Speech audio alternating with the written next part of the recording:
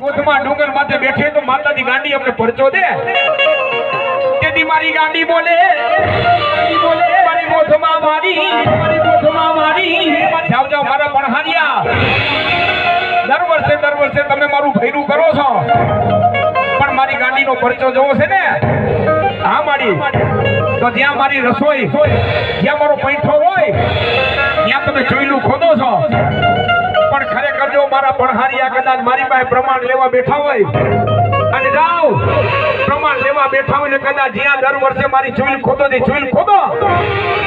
અને ચોઈલ ખોદો જો એમાંથી હળહળતો દેતવા નીકળે અને દેતવા તો નીકળે જો એમાંથી નાગણી થઈને નો હું તો